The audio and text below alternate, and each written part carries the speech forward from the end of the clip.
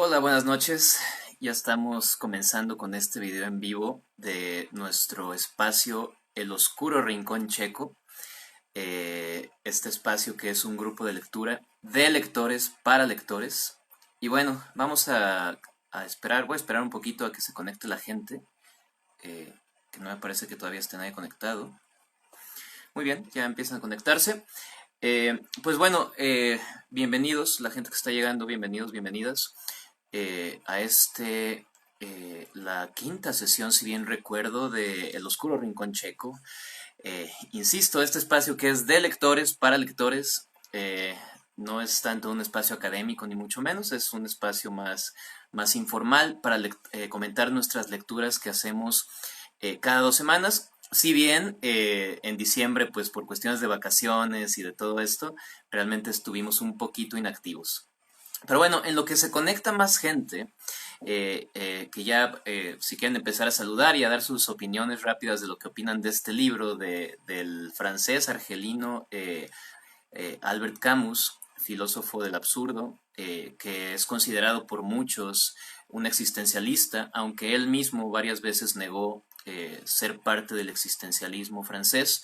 Él está más cercano a lo que es la filosofía del absurdo, que sin duda vamos a hablar de eso en este video, porque bueno, es un tema fundamental en sus libros.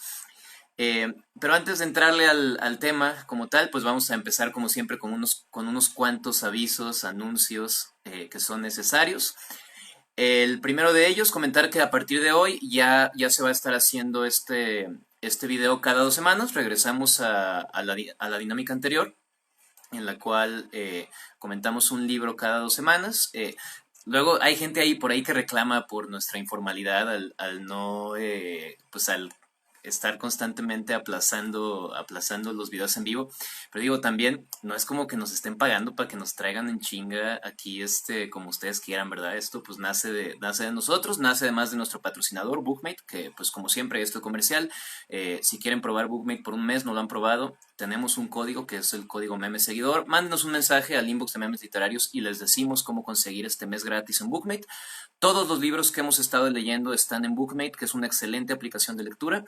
Y pues bueno, aunado a esto, comentarles que estamos negociando para que este espacio siga. Estamos negociando que Bookmate siga patrocinándolo.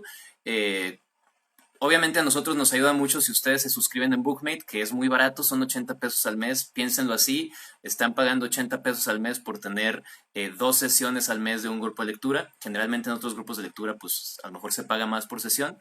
Y aquí pues nos pueden ayudar bastante con eso. Si no, ya encontraremos otras maneras de continuar con el grupo porque es un espacio que la verdad nos ha gustado bastante hacer. De hecho, la siguiente sesión o la siguiente sesión después de esta la va a hacer alguien más, no lo va a hacer yo, la va a hacer otro miembro del grupo de memes literarios. Que por cierto no me he presentado para toda la gente que no me conoce, ya me había presentado en los videos anteriores. Yo soy Mario, soy un participante del grupo de memes literarios, de hecho soy el fundador de la página. Y pues bueno, uno de los anuncios que quiero hacer antes de comenzar con la discusión del libro, rápidamente y al final ya profundizo un poco más sobre esto, es el asunto de que estamos haciendo una campaña de fondeo para hacer la memepedia de la literatura, que la memepedia de la literatura es un proyecto muy ambicioso que tenemos de hacer una enciclopedia didáctica ilustrada con memes sobre la historia de la literatura universal. Ya estamos trabajando en ella, tenemos un grupo de personas que son tanto estudiantes, licenciados, maestros e incluso doctores en letras trabajando en investigar mucho para que podamos redactar algo muy chido. Y estamos haciendo una campaña de donadora. Va muy lenta, la verdad es que nos ayudaría mucho que sobre todo gente de este grupo, que son los que más están usando este tipo de recursos que les estamos dando para leer de verdad y no solamente ver memes de literatura, sino que realmente seamos lectores y no nomás el puro meme.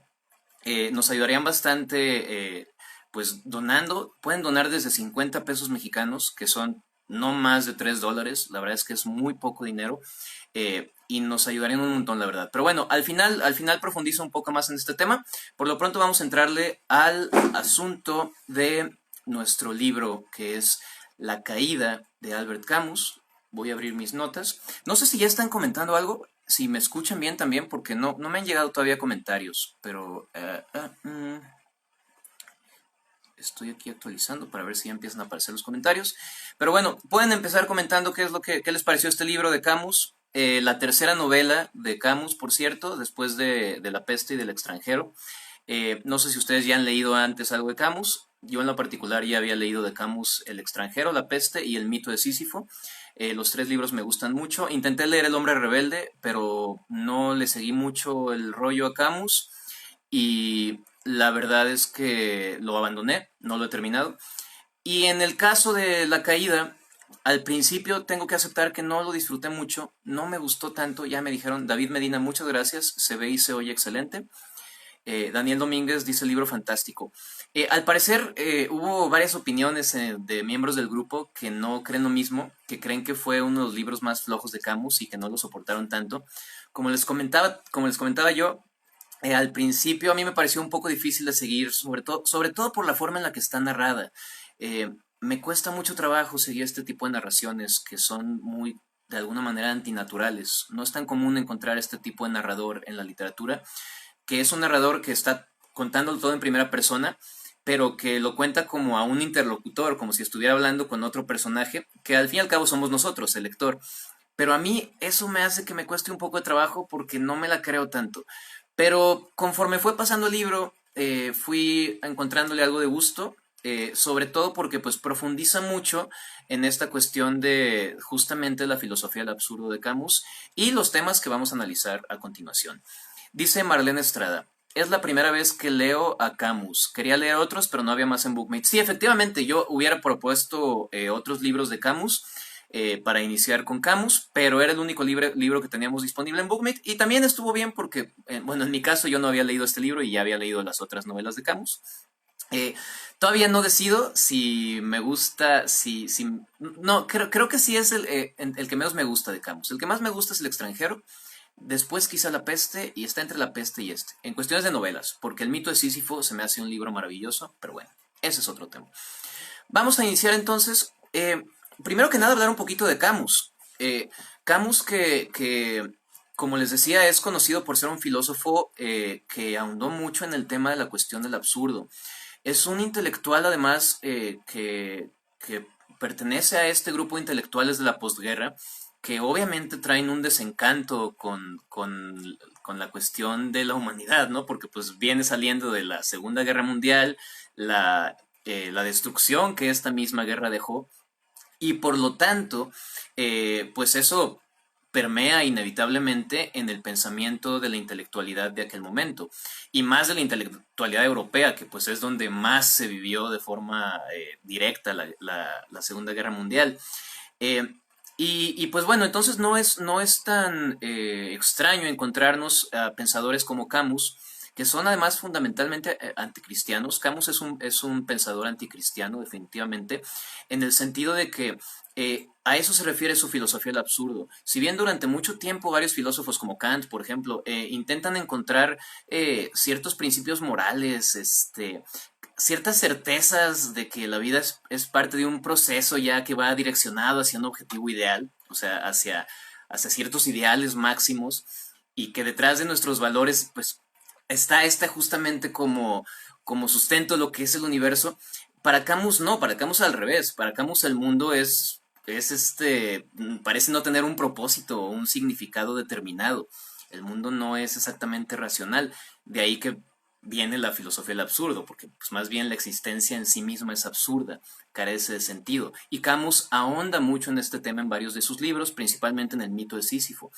Y pues bueno, con el libro de La caída, si bien el absurdo como tal no es el tema principal, voy a empezar por preguntarles, ¿ustedes cuál creen que sea el tema principal y los temas en general del libro de La caída? Dice Daniel Domínguez Toledo, me parece que es literariamente el mejor libro de Camus y no pierde en profundidad. He leído El extranjero y La peste, pero son bastante diferentes a La caída. Sí, estoy de acuerdo contigo, Daniel. Es muy diferente el libro de La caída a lo que nos tenía acostumbrado Camus, por lo menos en la forma en la que está escrita. Estéticamente sí es muy distinto, aunque los temas que tocan son muy parecidos. Dice Daniel, se atora mucho el video. No sé si sea tu conexión, Daniel, o que los demás nos digan si se está atorando el video también para ustedes. Hasta donde tengo entendido, mi conexión tiene que estar bien y ustedes tienen que estar viendo todo bien. Pero díganme, por favor, si Daniel es el único o si más gente también le está batallando. En fin, la caída. Primero que nada, la caída. ¿Por qué la caída? Bueno, es evidentemente la caída hace referencia a esta caída que Camus, bueno, no Camus, el personaje, Jean Baptiste Clemens, o no recuerdo bien el nombre, pero que es un seudónimo. El mismo personaje dice que ya que está usando ese nombre como seudónimo, ya no puede hacer uso de su nombre anterior. Dice Andy TMG que se ve bien. Entonces, Daniel, quizás sea más bien problema de tu conexión, no tanto de la mía. Y pues bueno, Marlene Estrada dice, yo no tengo problemas. Ok, sí, entonces más bien debe ser la conexión de Daniel. Eh, ya me están confirmando varias personas que se ven muy bien.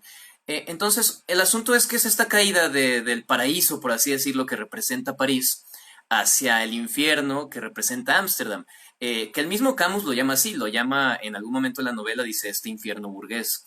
Y que de hecho hay un momento, la novela en sí mismo tiene un carácter simbólico fuertísimo, como un artículo que compartió, no recuerdo si fue Marlene Estrada quien lo compartió o si fue Julia Preciado quien compartió un artículo buenísimo que hace un análisis muy exhaustivo de la novela y habla justamente de que la novela tiene un carácter muy simbólico. Los ejemplos son varios, las risas, por ejemplo, que vamos a hablar de esas risas después, o el mismo Ámsterdam, que está, primero está debajo del nivel del agua, por eso un poco como el infierno, y además hace incluso una referencia a esta forma concéntrica de los canales de la ciudad, con su parecido con el infierno de Dante. Entonces, la caída se llama por eso, porque es esta caída de su vida que tenía, que es un abogado muy exitoso en París, y cómo termina viviendo ya, no digamos en la miseria, pero sí definitivamente no con la luz con la que vivía anteriormente en Ámsterdam, que si bien Ámsterdam es una ciudad llena de arte y que puede ser considerada muy bella por muchos, para Camus, en cómo la describe, siempre tiene una connotación negativa. De hecho, la atmósfera de la novela varias veces es establecida con descripciones de paisajes muy negativos. Pongo un ejemplo que de hecho extraigo de este artículo que se compartió en el grupo, que dice, por ejemplo, un pasaje del libro donde dice horizontal es solo, ni un resplandor, un espacio incoloro, una vida muerta. ¿No es esta la esfumación universal, la nada ofrecida a los ojos? Luego Ámsterdam como encorsetada por estos canales concéntricos de los que puede aspirarse el vaho de aguas enmohecidas, el olor de hojas muertas que se maceran. Es mucha negatividad en la descripción del paisaje y que esta negatividad Camus la usa justamente para describir, para que quede muy obvio, muy claro que ya el personaje, el narrador, cayó a este infierno que es Ámsterdam, que insisto, ¿cuántos de aquí no nos gustaría ir a Ámsterdam? Bueno, yo ya tuve el gusto de ir alguna vez, pero que es una ciudad muy linda, muy bella, pero en esta novela al contrario, en esta novela parece ser eh, pues un espacio más bien infernal, ¿no? Eh, y pues bueno, no me han ayudado todavía comentando cuál creen ustedes que sea el tema del video. Por favor, ayúdenme un poquito. ¿Cuál creen que sea el tema fundamental del video, perdón, de la novela? ¿Y qué temas en general son los que recorre? Vale la pena hablar un poquito del protagonista. El protagonista que es el narrador de la historia y que es claramente ególatra, antes que nada, se tiene a sí mismo en un concepto súper alto. ¿Cuántas veces no habla el protagonista de cómo él se siente como algo más, como es muy inteligente, es muy cínico además en su manera de ver el mundo, no cínico de la escuela de pensamiento cínica griega, sino esta acepción más moderna que le hemos dado a la palabra cínico. Hay mucha ironía en su forma de hablar, en su forma de narrar. A ratos incluso puede ser que hasta sea un poco sociópata. Aunque él diga que le encanta ayudar y que, ay sí, que le ayuda a cruzar la calle a los ciegos, eh, él mismo, el protagonista, reconoce en algún momento que lo hace nada más porque le gusta ser visto como esta persona súper respetable. Voy a esperar, dice Luis García, se la pasa hablando del mismo. Sí, sí, tiene como digo, es ególatra y tiene un concepto de sí mismo súper alto, ¿no? Como grande. Déjenme rápidamente abro Bookmate porque puse algunas citas que me parece interesante como poner como ejemplo de lo que estoy hablando. Entonces, mientras yo abro Bookmate, por favor, ustedes ayúdenme un poquito. Recuerden que lo importante de este video es que no nomás yo hable como menso, sino que ustedes también me ayuden un poquito con sus comentarios, opiniones. Ok, aquí estamos. Vamos a ver. Mis libros. La caída. Eh,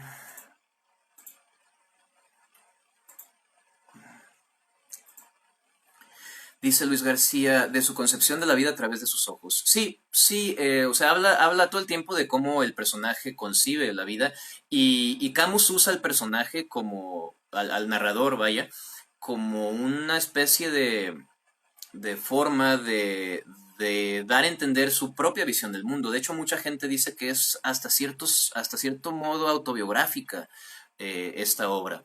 Dice Estefanía Grajales Marín. Un segundito. Los valores que trataba de representar el propio personaje con sus acciones y que luego él mismo reconoce que eran fingidos, es decir, la caída de su fachada. Como quien dice la hipocresía. Sí, la hipocresía es uno de los temas, definitivamente, un tema muy fuerte. No creo que sea el tema principal, pero sin duda tienes razón, es un tema del libro. Dice Wendy in my mind, eh, yo sentí que escribí parte del libro al ir contestando los diálogos del soliloquio de Jean Baptiste. Sentí que escribí parte del libro al ir contestando.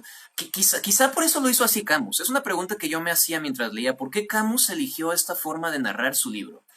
¿Por qué no lo hizo como un narrador más en tercera persona o como un narrador más típico en primera persona que no habla tanto con el lector, sino que está contando la historia y ya? No sé ustedes qué piensen, pero quizá tiene que ver con esto, tiene que ver con lo que dice Wendy in My Mind, que hace que el lector se sienta más parte de la historia. No sé, a mí no me gustó, sinceramente a mí no me gustó ese recurso que Camus utiliza, pero pueden diferir conmigo. Eso es una onda más personal mía. Dice Marlene Estrada, yo creo que uno de los temas son los valores morales. Cómo se aparenta vivir en ellos cuando en realidad muchas veces llevamos una vida paralela a ellos. Que regresamos a este tema de la hipocresía. Sí, es uno de los temas, definitivamente. Un tema muy fuerte, en el que vamos a profundizar más adelante. Dice Poncho González, no tengo el libro a la mano, pero una cita que me gustó es, estoy cansado.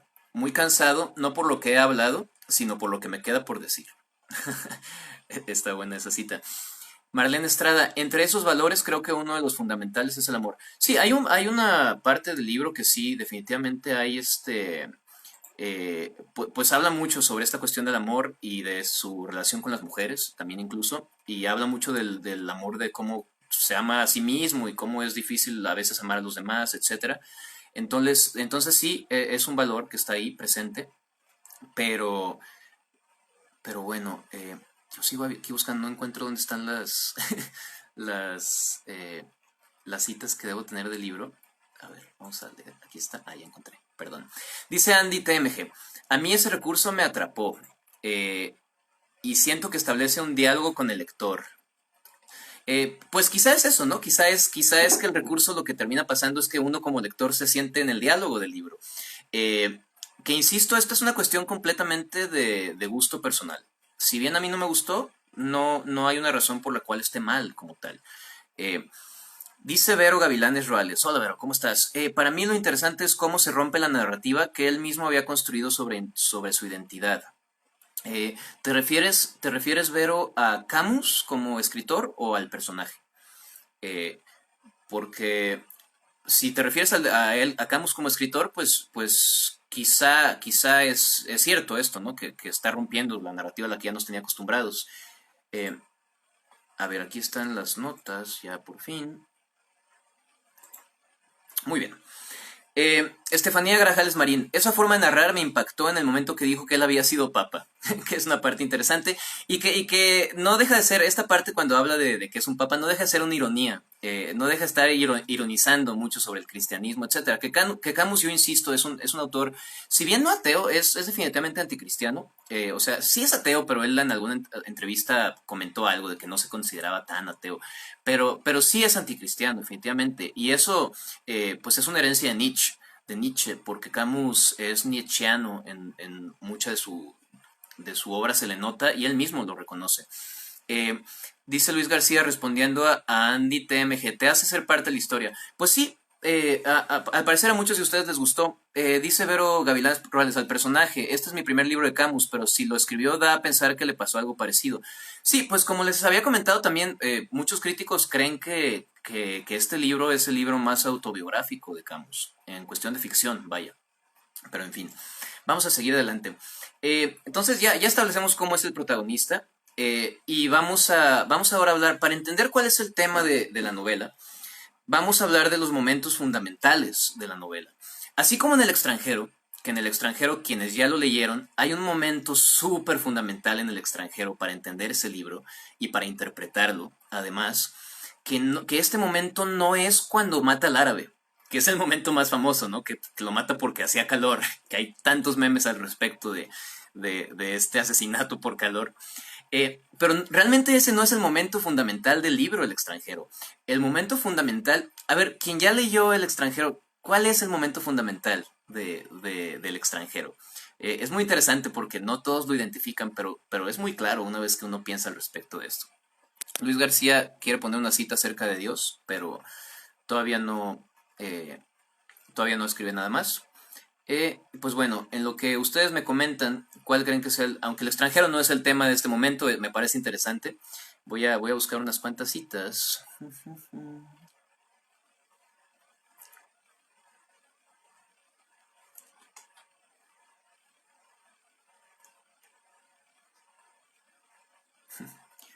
Estoy viendo una cita aquí que a mí me gustó mucho que dice, a veces imagino lo que dirán de nosotros los historiadores futuros. Les bastará una sola frase para el hombre moderno. Fornicaba y leía los diarios.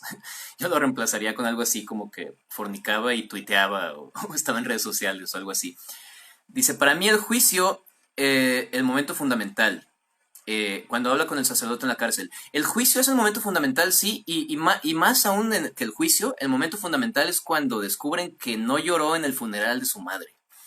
Cuando en el juicio descubren que el personaje en el extranjero no llora en el funeral de su madre, ahí es donde el libro tiene, pues, donde toda la trama se concentra, porque, porque es justamente esta indiferencia del personaje que es por lo que más reconocemos a Camus, por tantos memes también al respecto de que me es indiferente, porque es un personaje al que todo le es indiferente y cuando incluso la muerte de tu propia madre te es indiferente, es cuando se te juzga como qué clase de monstruo eres. Entonces, en el extranjero el tema fundamental, perdón, el momento fundamental de la novela es cuando no llora en en el funeral de su madre. Pero Gavilanes dice, fornicaban y hacían memes. Sí, está más chido ese, fornicaban y hacían memes. Pues bueno, entonces los tres momentos fundamentales de la novela, ahí les van, cuáles son, según mi perspectiva, y según además varios análisis que leí en internet. El primero es el incidente con el motociclista. Ya ven que hay un incidente en el cual un motociclista se queda parado parando el tráfico y el narrador entonces lo increpa que se mueva y el güey este no le hace caso, de hecho es de forma muy irónica, lo narra Camus. Eh, y, y aunque esto pudo haber sido un momento trivial de la novela, para Clemence es ahí cuando se destruye su ilusión que tenía de él mismo, su ilusión glorificada, o sea, la ilusión que él había hecho de su misma persona como una persona así gloriosa y tan inteligente y tan por arriba de los demás, ahí como que todo se empieza a ir a la mierda. Ahí es cuando se ve vulnerable frente a ese cómo le pegan por atrás y no se puede defender y luego se queda pensando en qué estúpido tuve que haber hecho esto y piensa en el ridículo que hizo ante todos los demás. Eh, ahí empieza primero pues a romperse esa ilusión que tiene de sí mismo y empieza a cuestionarse el que tal vez no es tan chido como él cree. Dice G.S. Garcés, leí El extranjero hace muchos años, pero creo que es fundamental su indiferencia total en el juicio ante su destino y lo que se deciden otros sobre él. Sí, es lo que mencionamos, ¿no? La indiferencia y sobre todo este momento cuando no llora porque su madre muere, en el funeral de su madre, vaya. Eh, entonces el primer momento es el incidente con el motociclista. El segundo momento es en el puente, cuando él está cruzando y ve a esta chica vestida de negro. Que si bien cronológicamente es primero, en la novela narra primero el asunto de las risas, pero vamos a hablar de las risas después. Cronológicamente lo que sucede primero, él lo dice, es este incidente en el puente.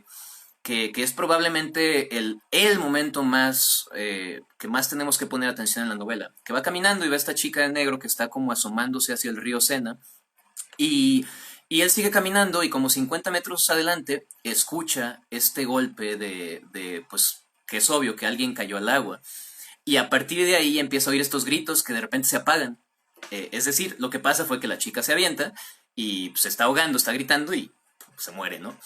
Pero, pero ese momento es muy fuerte para el narrador porque él se queda parado, como él lo dice y lo narra. Esta parte de la narración sí es increíble. Él narra cómo se queda así como pensando y cómo además él recuerda que pensó algo así como, no, pues ya es demasiado tarde, demasiado lejos, pero al final ni siquiera voltea y sigue caminando. Y el narrador mismo dice, los siguientes días ni siquiera leí los periódicos. Entonces, ese evento es importantísimo en la novela, porque después, caminando por ahí, también viene el asunto de las risas. Dice Luis García, cada hombre da testimonio del crimen de todos los otros, esa es mi fe y mi esperanza. Dios no es necesario para crear culpabilidad ni para castigar. Bueno, tú estás haciendo una cita que yo también había, justo esta cita yo también la guardé, Luis. Nada más que esta cita me parece que es mejor analizarla después, no tanto en este momento. Pero sí, muy buena cita. Creo que habla mucho del tema principal del libro, esta parte de aquí, esta cita que tú estás haciendo, Luis. Y bueno, el tercer momento es este momento en el que él va caminando y de repente oye unas risas y voltea y ve que no hay nadie y se regresa y analiza y dice, ¿de dónde pueden venir? Y él dice, las risas no eran amenazantes ni nada, pero nunca logra descubrir de dónde vienen las risas. Y y estas risas hacen alusión completamente a ese momento que él pasó de largo por no intentar ayudar a la chica que se había intentado, bueno, que se suicidó al final. Que el suicidio es definitivamente un tema que Camus, en el que Camus siempre profundiza. En el mito de Sísifo abre de esta manera, diciendo que el suicidio debe ser el tema fundamental de la filosofía. Entonces esta chica se suicida y eso persigue, ahí es cuando ya de plano la debacle del narrador, de plano ya, ahora sí se entra con todo. Si con lo del motociclista ya había empezado, aquí ya se refuerza y las risas son un símbolo muy claro de ese juicio que está haciéndose de él mismo sobre por qué no ayudó a esta chica y cómo esto lo termina persiguiendo toda su vida. Y se va a Ámsterdam por culpa de eso. Es este momento en el cual él decide empezar a alejarse de su personaje que ya había creado de este abogado, juez, penitente, que él dice que es. eh, y ya empieza a hacer unos comentarios que empiezan a sacar de onda a las demás personas en los juicios y demás, y empieza a perder su reputación como el abogado que era, y termina yéndose, pues, se termina yendo primero a África, que es donde lo encarcelan, y donde pasa esto de lo del Papa, y luego ya se va. Su caída total es cuando ya termina en Ámsterdam, completamente derrotado moralmente, después de haber pasado por todo un proceso que él intentó sanarse de su culpabilidad que él mismo sentía, eh, él lo dice, con mujeres, con alcohol, con hedonismo y libertinaje, y al final del día, eh, nada de esto lo rescata, lo salva y pues se va a Ámsterdam. Y es en Ámsterdam, de hecho comienza en este bar que se llama Mexico City, la Ciudad de México, que además es una contraposición curiosa, porque si bien habla de esta ciudad que está debajo del nivel del mar, eh, pero está en un bar de una ciudad que está a 3.000 metros arriba del mar. Entonces está curiosa esa contraposición que hace y que estoy seguro que no es gratuita, que no es una coincidencia, no es accidental. Seguramente Camus lo hace así, de forma pues bien planeada. Y además dicen por ahí que ese bar sí existía en Ámsterdam. No sé, no lo conozco, pero bueno, es ahí donde Camus hace su confesión. Este libro, al final de cuentas, es una confesión del narrador, pues sobre su vida y sobre todo esto. Entonces, ahora sí vamos al tema principal de la novela. El tema principal, déjenme le doy un trago al agua que estoy bien seco, que es lo malo de hacer estos eventos en domingo, que uno está más crudo que los otros días. Pero bueno, el tema principal de la novela, a mi parecer, y pueden estar en desacuerdo conmigo, vamos a discutirlo y argumentarlo. El tema principal de esta novela es el juicio. De hecho, yo siento que la novela en vez de la caída se tuvo que haber llamado El juicio. ¿A qué me refiero con el juicio? El juicio que se hace de nosotros, tanto las demás personas que nos están juzgando constantemente, como nosotros mismos nos estamos juzgando constantemente y no podemos evitarlo. Eh, de hecho, en esta frase que Luis García nos comparte, que dice, cada hombre de testimonio del crimen de todos los otros, esa es mi fe y mi esperanza, Dios no es necesario para crear culpabilidad ni para castigar. La única utilidad de Dios sería garantizar la inocencia, y consideraría la religión más bien como una gran empresa de limpieza. Le voy a decir un gran secreto, mi estimado, no espere el juicio final, sucede todos los días. Ahí está claro el tema que les digo, el juicio. Está hablando siempre de este juicio. Julia Contreras Prieto dice, es una confesión simbólica de cómo el personaje pasa del hedonismo a la priorización de la moral. Siento que nos invita a hacernos una autoconfesión, no para ser superiores, sino por qué haces las cosas. Sí, como lo comenté, el libro es una confesión, o sea, la novela como tal es la confesión del narrador. Eh, Dice Julia Contreras también, yo creo que todos hemos experimentado esa marcha de Clemens hacia su auto, humillados pública o privadamente, si te llegas a identificar. Sí, claro, totalmente. Y que tiene que ver nuevamente con el juicio, con cómo lo juzgan los otros personas del incidente con el motociclista. La misma persona que se acerca a decirle, no, no está bien que golpees a una persona que tiene una motocicleta entre las piernas. Hay un juicio ahí de todas las personas hacia él.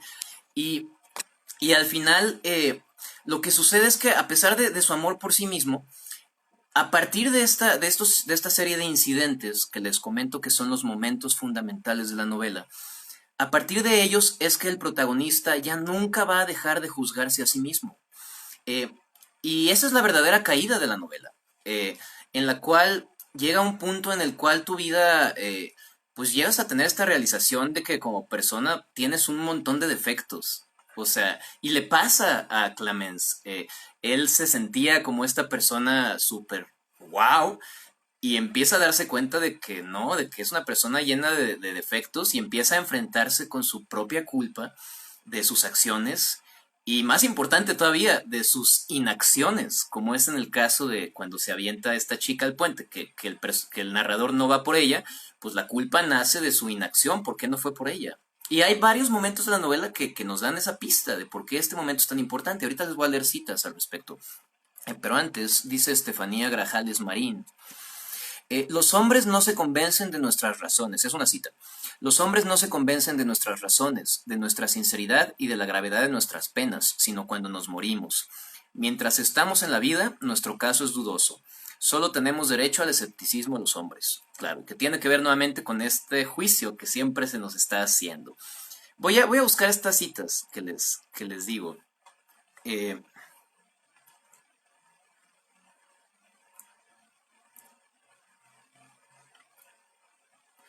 Estoy buscando cuál. La siguiente vez les prometo que ya todas las citas las voy a tener preparadas para cada parte para no perder tiempo en estarlas buscando.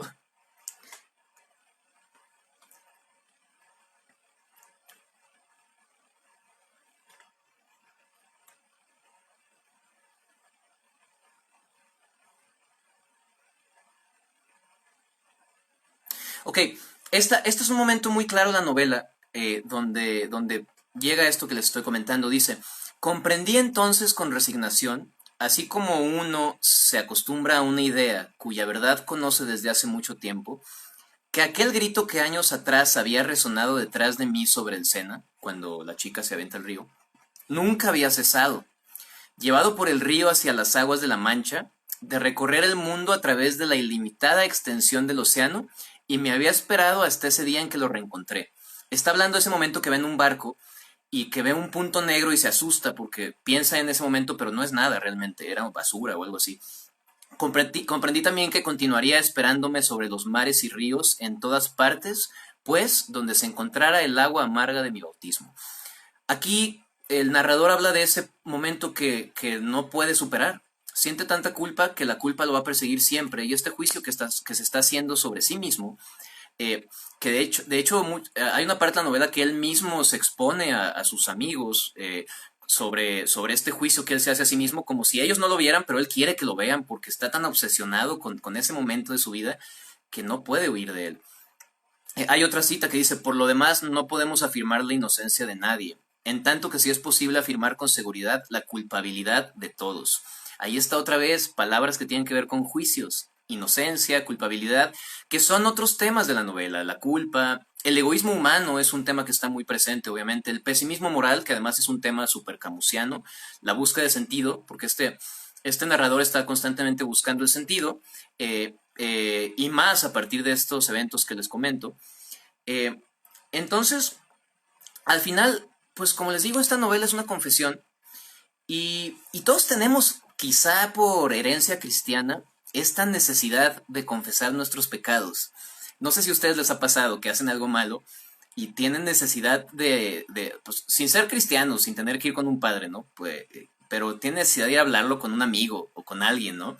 Tienen que hablar de sus propios pecados. Es una necesidad súper cristiana. A pesar de que Camus es anticristiano, esa necesidad está ahí, o sea, esa necesidad de confesar nuestros pecados para que se nos haga un juicio y nos perdonen, además. Pero pues no siempre nos perdonan, porque a veces a lo mejor nos pasamos tanto de verga que pues no merecíamos el perdón. Eh, Dice Marlene Estrada, estoy de acuerdo. De hecho, por eso dice que él es un juez penitente. En una parte, casi al final, dice que se confiesa para lograr que otra persona se confiese también. Que invariablemente uno se confiesa con quien ha sufrido esa caída, pero no ante alguien que no habla de sus errores. Claro, desde el momento en el que él se dice que es un juez penitente, ya está hablando sobre este juicio, ¿no? Eh, entonces, al final es ese el tema fundamental de la novela, el que es inevitable que haya un juicio sobre nuestras acciones. Aquí hay otra cita que está interesante. Dice, créanme, las religiones se equivocan desde el momento que moralizan y dictan mandamientos. Dios no es necesario para crear culpabilidad y castigar. Bastan nuestros semejantes, ayudados por nosotros mismos. Ah, pues ese es muy parecida a la cita que hacía Luis. Usted hablaba del juicio final. Permítame que me ría respetuosamente, lo espero a pie firme. He conocido algo peor, el juicio de los hombres. Ahí está otra vez. El juicio de los hombres, que además es un golpe mucho más fuerte en nuestra autoestima, en nuestra forma de vivir. Somos seres sociales y por lo tanto siempre vamos a estar de alguna u otra manera condenados. Y a la vez es una condena necesaria, porque si no, pues quién sabe qué pasaría en un mundo donde no este tipo de juicios no existieran. Eh, pero estamos un poquito condenados a eso, a que siempre se nos va a enjuiciar por las cosas que hacemos. No siempre de forma justa, pero siempre va a haber, las demás personas van a tener algo que decir sobre nosotros y muchas veces eso va a incidir en cómo nos vemos a nosotros mismos, cómo nos enjuiciamos a nosotros mismos. Yo considero que somos muy pocas, bueno, que son muy pocas las personas que tienen la capacidad de hacer un juicio objetivo sobre sí mismos y decir, ay, sí, la cagué, esto estuvo mal. Pasa más a través de la mirada de otros que nos damos cuenta de esto.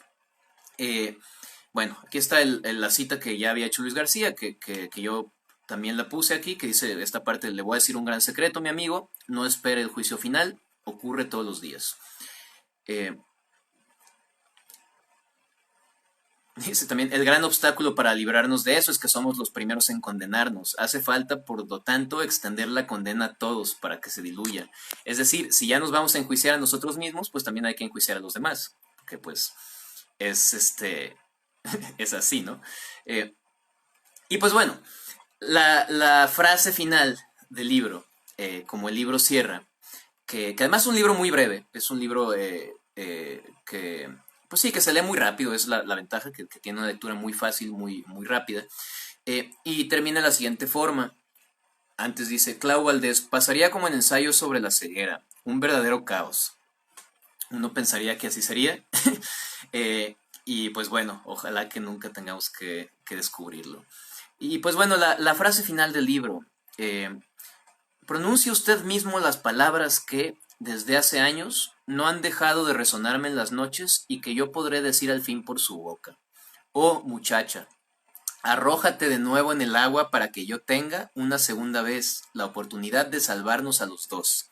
Es decir, ahí queda súper claro que ese momento cuando la chica cae es cuando su vida se va al carajo y por lo mismo dice que es la oportunidad de salvarnos a los dos, porque si él hubiera hecho algo, no solamente la estaría salvando a ella, sino que se está salvando a sí mismo de esta caída que el personaje tiene. Dice, una segunda oportunidad, ¿eh? ¡Qué imprudencia! ¿Se imagina, estimado colega, si nos toman la palabra? Habría que cumplirla. Brrr. Esto es genial. El agua está tan fría, pero tranquilicémonos. Ahora ya es demasiado tarde. Siempre será demasiado tarde. Felizmente.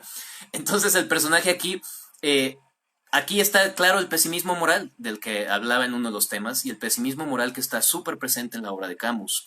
Sí, Marlene, coincido contigo, es muy sublime ese final porque habla justamente de este pesimismo moral y de esta hipocresía que juega todo el tiempo que sí dice, ay, debía haberla salvado, pero a la vez piensa, ojalá que no tenga una segunda oportunidad porque no, felizmente, pues ya, es demasiado tarde. Entonces, a pesar de toda la culpa que tiene el personaje, no termina de arrepentirse porque de alguna u otra manera encuentran esa área gris del narrador, cómo es tan contradictorio y cómo al final pues no sirve de mucho todo lo que pasa a través del libro. Eh, Dice Luis García, también es una cita, dice que además usa estos símbolos, no sé cómo se llaman, en vez de los apóstrofes, acá más cachés. Quizás se pueda afirmar que lo que la caída nos enseña es que nunca nos veremos libres de los juicios y que hay una intrínseca realidad en el hecho de que nos sentimos libres de juzgar a los otros, que podemos controlar lo que deseamos que los otros vean en nosotros, pero que jamás escaparemos del juicio de nosotros mismos, acaso el peor de todo, como bien sabemos. Súper buena frase también, Luis. Venía en el epílogo del libro, dice. Y sí, tiene que ver con esto que había comentado, que, que es un juicio del que no podemos escapar y que además exactamente el juicio del que menos podemos escapar es el juicio de nosotros mismos. Eh, es muy difícil perdonarnos a nosotros mismos. Cuando muchas veces hacemos cosas bien feas y la otra gente nos perdona, muchas veces pasa que nosotros no somos capaces de perdonarnos a nosotros mismos y nos vamos a la tumba con esa culpa. La culpa que también es una herencia súper cristiana. Eh, Dice G.S. Garcés, creo que todos necesitamos creer que somos buenos y el episodio del puente le muestra a Clemens la magnitud de su propia vileza, lo cual le pesa terriblemente de por vida. Estoy de acuerdo, muy buen comentario. Tiene que ver con eso, tiene que ver con que Clemens lo hace al principio del libro. Él todo el tiempo se está haciendo creer a él mismo y a nosotros, como lectores, que era un abogado súper respetado, pero que además era un abogado que ayudaba muchísimo, que era súper...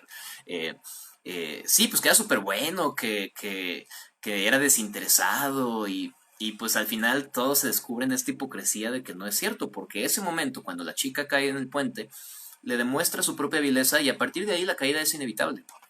Entonces, pues así el tema del libro. Y no sé si quieran hacer otros comentarios. Como el libro es tan corto, pues también esta vez el video en vivo es un poco más breve. Generalmente dura una hora, llevamos en 43 minutos, ya entramos a la parte de la conclusión.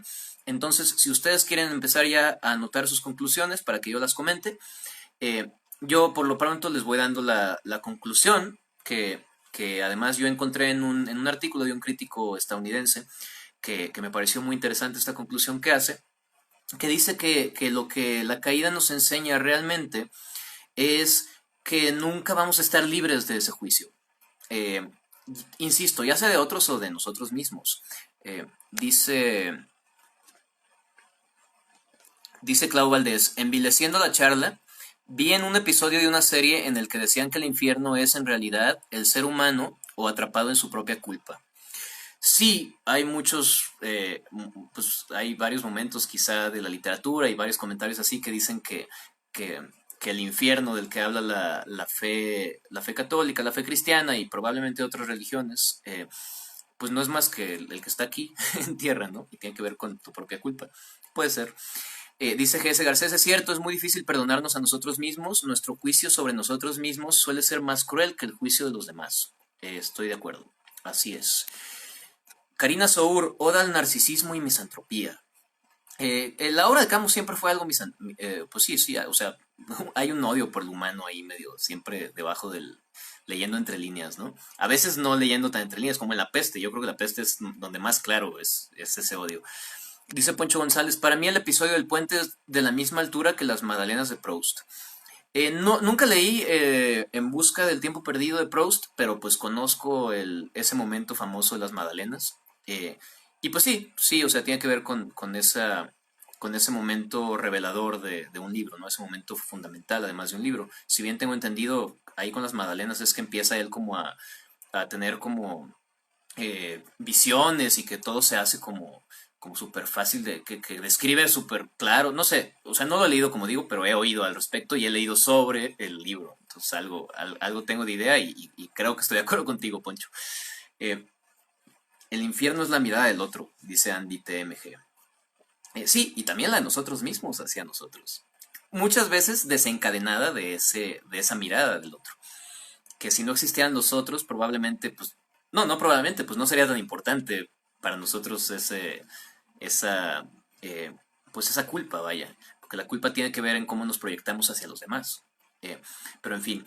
Entonces, les decía, lo que realmente nos enseña la caída es que nunca vamos a estar libres del juicio, del enjuiciamiento, y menos ahora en el tiempo de los medios masivos, de los medios de las redes sociales, donde las vidas personales de los demás, eh, en las portadas de periódicos, revistas, etcétera, siempre se sienten como con este sentido de justificación para hacer opiniones y además donde Camus, eh, estoy leyendo aquí la traducción de lo que les decía de este crítico estadounidense, eh, bueno, está en inglés, pero estoy intentando traducirlo. Dice, es un comentario de hecho al margen de lo que habíamos comentado, cuando Camus dice que después cómo van a vernos los historiadores como hombres que nada más fornicaban y leían periódicos, y probablemente lo podemos reemplazar lo de periódicos por Twitter, y ya lo dijo Vero, por memes, por gente que hace memes. Pero también estamos muy cuidadosamente siempre como controlando lo que aparece en nuestros perfiles en las redes sociales, con el conocimiento de que otras personas van a ver lo que publicamos y por lo tanto van a hacer juicios sobre lo que publicamos. Siempre van a estar juzgándonos. Y ahí está súper claro también pues no, la famosa crítica que se hace a Instagram, ¿no? Que es súper, ay, sí, todo bonito en mi vida y todo chido. Y para que la gente de afuera diga, ay, miren qué bien le va, pero pues al final del día tú sabes en el fondo que así no es la vida no es como la pintas en Instagram y ese juicio al final del día es del que nunca vas a poder escapar, del juicio que tú mismo te haces, que tú mismo sabes que pues no es cierto. Dice Julia Contreras Prieto, yo no sé si es misantropía, lo parece a simple vista y siempre se piensa en la repulsión de Camus por el hombre, pero también he leído que todo lo que ha escrito es realmente una preocupación por la humanidad. Es la primera vez que lo leo, pero sí necesito leer más de él para extender mi opinión. Estoy de acuerdo completamente contigo. Pero es que no están separados. O sea, se puede tener misantropía y a la vez tener preocupación por la humanidad. O sea, de hecho la preocupación por la humanidad nace justo de esa misantropía, de decir, ay, la estamos cagando, tenemos que ver cómo dejar de cagarla y tiene que haber una preocupación. Claro, Camus es humanista, al final de cuentas sí intenta en su obra filosófica, sobre todo, eh, intenta redimir al humano y encontrar una manera. Y Camus es muy crítico con muchos sistemas de su tiempo, fue muy crítico con el marxismo, con casi todo sistema totalitario. De hecho, Camus era anarquista. Bueno, es una interpretación, pero pues muchos críticos interpretan a Camus como un anarquista. Anarquista existencialista, dicen algunos, anarquista el absurdo. Eh, pero sí, claro, o sea, es muy raro el filósofo o el autor que realmente odia sin consideraciones a la humanidad. Casi todos odiamos a la humanidad un poquito con la esperanza de que cambiemos. Porque pues, somos humanos al fin y al cabo y nosotros, cuando decimos la humanidad, pues nosotros somos parte de eso. O sea, no podemos escapar. Estefanía Grajales Marín dice, siempre creen que, es una cita, lo que está haciendo Estefanía, siempre creen que uno se suicida por una razón, pero por muy bien puede uno suicidarse por dos razones. No, eso no les entra en la cabeza. Entonces, ¿para qué morir voluntariamente? ¿Para qué sacrificarse a la idea que uno quiere dar de sí mismo? Una vez que usted está muerto, ellos se aprovecharán para atribuir a su acto motivos idiotas o vulgares. Una cita interesante que además hace mención del suicidio otra vez, que insisto, el suicidio es un tema presente en la obra de Camus constantemente. Marlene Estrada dice, me parece que siempre el desencanto, contestándole a Julia, me parece que siempre el desencanto por la humanidad encierra una preocupación por ella. Es lo que comentaba yo también, que Marlene y yo, que Marlene casi siempre coincidimos en nuestras opiniones. Hay que un día echar un café, no sé dónde estés, pero creo que vamos a tener mucho en común. Estoy completamente de acuerdo con Marlene, o sea, tiene que ver eso, como les comentaba, el desencanto por la humanidad encierra dentro, al final de cuentas, esa preocupación por la humanidad. Vero Gavilanes Ruales dice, creo que el libro se ve la dualidad entre la mirada del otro, que puede ser dura, pero es pasajera, como en la situación del motociclista, y la mirada propia, que es más severa, pues esas pequeñas sentencias que hacen los otros nos pesan mucho, ¿sí? Sí, que, que nuestra propio juicio que hacemos de nosotros mismos siempre, siempre, siempre está ligado a los juicios que los otros hacen de nosotros. Eh, entonces sí, estoy definitivamente de acuerdo. Pero bueno, en fin. Buen libro, a final de cuentas. Muchos consideran que esta es la obra maestra de Camus. A mí me gusta más El extranjero, pero es la última novela que escribió. 4 años después Camus se muere, de forma muy irónica, por cierto. Eh, y además, pues después de este libro es que recibe Camus el premio Nobel de la literatura. Eh, Dicen que es una obra de arte muy obscura, sí, es obscura, aunque no sé si tan obscura como La Peste, pero bueno, a final de cuentas la obra de Camus es una obra que vale la pena visitar. Ojalá que pronto tengamos la posibilidad de leer más obras de Camus. A mí me encantaría que leyéramos El mito de Sísifo. Es uno de mis libros fundamentales, sobre todo en cuestiones de filosofía. Es como mi pequeña Biblia, de hecho. Eh, y que de hecho pues tiene que ver, hay mucho este tema en Camus de la responsabilidad que tenemos de ser nosotros mismos, además, quienes nos juzguemos y nos perdonemos. ¿A qué me refiero con esto? En las citas que ya habíamos dicho, donde Dios no es necesario, chalala, para este juicio, eh, que al final la religión dice Camus que es algo así como una limpieza, como para que se te perdonen los pecados, porque sí, es bien fácil en la religión cristiana, pues tú vas con un padre, le dices, ay, maté a este güey, hice esto y lo otro, y el padre te dice, ay, reza 3 rosarios y ya, todo chido. Y entonces ya estás libre de culpa, ¿no?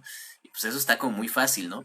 Entonces, Camus entre líneas nos deja entrever esta responsabilidad que debemos tener nosotros mismos de ser quienes nos juzguemos y nos perdonemos. No un Dios ni un padre en un confesionario, sino que seamos nosotros. Por eso el personaje se confiesa, el narrador se confiesa, aunque no tiene redención. Realmente este libro, una de las cosas que me llama la atención es que no existe una redención para el personaje que es el narrador. Por el contrario, el narrador termina aceptando que le gustaría no repetir eh, esta onda. Dice Poncho González, no estoy en mi casa y no me sé la cita como tal, pero si Orán dice algo así, entonces parafrasea, dices que no juzgues sin ponerme en los zapatos del... No, que no juzgue, dices que no juzgues sin ponerme en los zapatos del otro, pero justamente por eso juzgo, porque no puedo ponerme en los zapatos del otro. Hablando sobre el juicio. Bueno, pues una cita de Cioran. Cioran ya todos sabemos que es un genio depresivo también. Y claro, este... Y pues bueno, entonces Camus de alguna manera entre líneas nos invita un poquito a ser responsables de nosotros mismos. De la misma forma que en el mito de Sísifo, que insisto es un libro que me encantaría que leyéramos pronto, señala que debemos ser nosotros mismos los responsables de elegir el sentido de la vida. Eh, eh, Les estoy dando un super spoiler porque al final en eso concluye el mito de Sísifo, pero pues Camus rechaza a Dios o a cualquier onda metafísica del sentido de la vida diciendo no se estresen porque no encontramos un sentido de la vida, al contrario, eso es algo bueno porque significa que entonces tú mismo le puedes dar un sentido a tu vida. A mí me parece genial eso. Y siempre está esta invitación de Camus a hacerte responsable de ti mismo, de esta manera. Quizá por eso es anarquista. Eh, y pues sí, coincido con Camus en que el anarquismo debería ser la forma en la que políticamente nos organizáramos. Muchos autores lo consideran así. Creo que Borges incluso alguna vez dijo que sería la forma ideal, aunque reconociendo que pues es un poquito una utopía y un poquito difícil de conseguir. Bueno, un poquito o un muchito. Pero en fin, gran libro, otro gran autor que revisamos. Pasamos a la siguiente lectura. Mañana les voy a presumir por ahí por el grupo de Facebook cuál es la siguiente lectura, la estamos decidiendo. Es probable que el siguiente video en vivo no lo haga yo, sino un administrador más de la página, si no al siguiente. Pero mañana les aviso por ahí, si no les aviso yo, les avisa Persephone, que es quien está a cargo de publicar ahí en el grupo, cuál es la siguiente lectura para que la vayan preparando. Entonces por ahora, ya cerrando, nada más quiero recordarles el asunto de la Memepedia. Bueno, antes voy a hacer porque porque Vero Gavilanes está haciendo otro comentario. Dice, es interesante que el personaje principal está totalmente solo. No logra una conexión en las relaciones amorosas con los demás ni con Dios. Sí, y de hecho no hay otros personajes realmente. Solo una vez el tipo este que dice que deben de nombrar un papa cuando está en la prisión, es lo único que medio le da un nombre, una importancia, pero nunca hace realmente una, pues es como si no tuviera amigos, ¿no? O sea, nunca aparece otro personaje como en forma como tal. Nada más hace como menciones por ahí de relaciones que tenía. Dice, va a estar 10 en algún momento. Voy a intentar convencer a 10 de que esté en algún momento. Ya lo he intentado convencer. El problema con 10 es que, digamos que no le encanta la idea de que su rostro aparezca en redes sociales. Es una persona que se guarda mucho para sí mismo. Eh, y pues yo respeto eso, pero voy a intentar convencerlo de que se ponga una máscara o algo así y haga, porque además lo que 10 tendría que decir sobre cualquier libro es interesantísimo, es una persona súper brillante para hacer análisis de textos, yo siempre se lo digo, aunque él muy humildemente lo reniega de eso, pero ojalá que pueda convencer a 10 de que lo haga en algún momento. Les prometo que voy a hacer mi mejor esfuerzo porque yo mismo estaría interesadísimo en sentarme y escuchar lo que sea que él tenga que decir.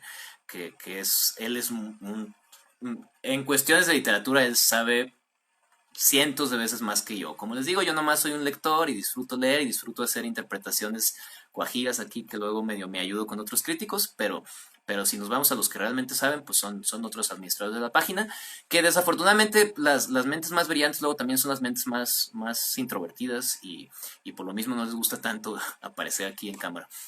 Eh, dice, dice Julia Contreras Prieto, tal vez su redención era transmitir su caída, porque su último escenario es enfermo en su cama. A pesar de ser un personaje ateo, iba predicando su caída. Claro, de hecho, buen punto que señalas. En su último monólogo ya lo está haciendo desde una cama. Entonces, sí, ahí se ve claramente la caída. Dice Julia Contreras Prieto, Sputnik, porfa, Sputnik ya no forma parte de memes literarios. Sputnik salió porque como Sputnik trabaja en Bookmate, pues hay un conflicto de interés en que estuviera participando en memes literarios en Bookmate a la vez. Entonces Sputnik ya no está en nuestro equipo, desafortunadamente. La verdad es que era una chica que también traía mucho, además de la experiencia que ella tiene como booktuber, tenía unas miradas muy interesantes y unas lecturas muy distintas a las que solemos hacer. Entonces, pues sí estaría buenísimo que un día ella se echara uno de los videos, pero pues creo que eso va a estar muy difícil. Así que, no. Pero bueno, vamos a ver si por ahí se anima Jaromir algún día a hacer un video, en fin. Pues bueno, regresando al asunto de la Memepedia.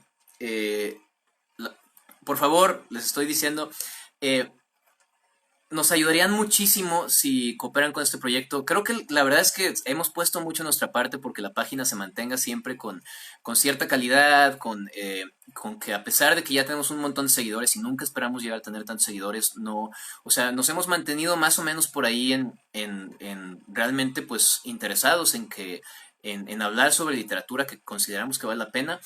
Y este proyecto nos emociona porque realmente es un proyecto que nos encantaría además que fuera un proyecto abierto. Y si ustedes no nos ayudan donando en la campaña de la Memepedia, lo que va a pasar es que vamos a tener que irnos con una editorial y pues la única manera en que van a poder acceder a la Memepedia va a ser comprándola. Y pues después gastar 800 pesos mexicanos en una Memepedia cuando ahorita pueden gastar solo 50 pesos y garantizar que la Memepedia va a ser completamente abierta, pues yo se los pido particularmente, si nosotros estamos haciendo un esfuerzo por hacer este tipo de dinámicas, como este club de lectura y como muchas otras que hemos hecho, si ustedes nos ayudan donando en la campaña de donadora a la Memepedia, el link está en la parte de hasta arriba de la página Memes Literarios, eh, pues va a ser mucho más sencillo que continuemos con este tipo de proyectos, que los hacemos por amor, pero con este tipo de presupuestos podemos mejorarlo y hacer algo todavía mucho mejor. Eh, es muy fácil ayudar desde el extranjero. Ahí en Donadora está cómo hacerlo. Pueden pagar con PayPal, por ejemplo. Pueden usar PayPal o tarjeta de débito o tarjeta de crédito. Insisto, si se van a Memes Literarios a la página, no al grupo de lectura, aunque también voy a poner el link aquí, pero si se van a Memes Literarios, en la parte de hasta arriba, ahí está el post donde hablamos del proyecto de la Memepedia y ahí está el link para que vayan a Donadora y ahí solamente tienen que registrarse en Donadora y ahí los lleva inmediatamente a donar. Es súper seguro. Donadora es un proyecto como o sea, no es un proyecto, es una empresa como Kickstarter o como Indiegogo o como lo fue Fondeador en su momento. Es súper confiable. Eh, y yo insisto, la verdad es que pues aquí sí básicamente les estoy rogando, ayúdenos a que este tipo de proyectos sigan, ayúdenos a que le podamos echar ganas para promocionar buena literatura. Vienen unas cosas bien chidas, bien interesantes. Ya tenemos tratos con Penguin Random House que nos va a estar regalando un chorro de libros de buena literatura, insisto, no de Luisito Comunica y esas madres, sino de muy buenos libros que nos va a estar dando Penguin Random House para poderles regalar a ustedes, a los seguidores, en diferentes dinámicas. Entonces, nosotros vamos a seguir con esta labor que estamos intentando hacer de promover, de divulgar la literatura que creemos que es la chida. Eh, pero necesitamos su ayuda también. Necesitamos que se vea que ustedes no nomás están ahí pasivamente, sino que es un proyecto que les interesa. Y una de esas maneras es ayudándonos a que este proyecto, que es la Memepedia de la literatura, se haga realidad, que es un proyecto didáctico 100%, no es un proyecto que va a estar escrito en un lenguaje que nadie va a entender, al contrario, va a ser un proyecto eh, cuyo principal objetivo es ese, la divulgación de la literatura a través del humor. Es como los 7 años que llevamos de memes literarios, eh, resumirlos en un libro muy bien escrito, con muy buenos memes, sobre nuestra visión de lo que es la historia de la literatura, desde Gilgamesh, tal cual, hasta el oscuro autor checo y Pablo Coelho y todas las mamadas de ahorita, haciendo mini análisis de cada momento de la literatura y pasando por todas las etapas. La verdad es que, insisto, yo no sé tanto de literatura como tal, como análisis teórico, histórico, académico, pero tenemos gente ya en un equipo súper chido. Después vamos a estar presentando a los integrantes del equipo trabajando en este proyecto que sí son licenciados, maestros en letras, hay incluso por ahí un doctor en literatura italiana. Eh, la verdad es que está muy chido el equipo de trabajo y lo que estamos empezando a hacer se ve muy interesante, pero necesitamos de su ayuda para que sea un proyecto abierto y accesible para todos y no nos veamos obligados a convertirlo en una onda capitalista de pues si la quieres, cómprala. Así que por favor, vayan a Memes Literarios. Al ratito yo también les publico el link eh, de la Memepedia. Vayan a Memes Literarios, ahí está también el link de donde pueden donar. Eh, Aunque la meta es de 80,000 pesos, con que superemos los 5,000 pesos, que no son tan difíciles de superar, nos quedan 7 días y estoy abogando en Donadora para que nos den otro mes. Con que lleguemos a 5,000 pesos nos los dan y es una muy buena ayuda para que podamos hacer este trabajo porque los investigadores pues hay que pagarles y hay que pagarles bien para que ya se puedan salir de trabajar en McDonald's y ya tengan un trabajo chido trabajando en lo que les gusta, que es la literatura. Así que una vez más, por favor, éntrenle a lo de Donadora, se los vamos a agradecer de corazón. Además hay unas recompensas chidas, mañana vamos a publicar unas playeras que vamos a estar dando como recompensa. En fin, 7 días quedan, por favor. Y pues es todo. Una vez más, gracias por acompañarme, gracias por estar aquí presentes en nuestro grupo de lectura del Oscuro Rincón Checo, que continuará. Mañana les digo la lectura que sigue y pues bueno, nos vemos dentro de 2 domingos. Que pasen muy bonita noche. Nos estamos viendo. Adiós.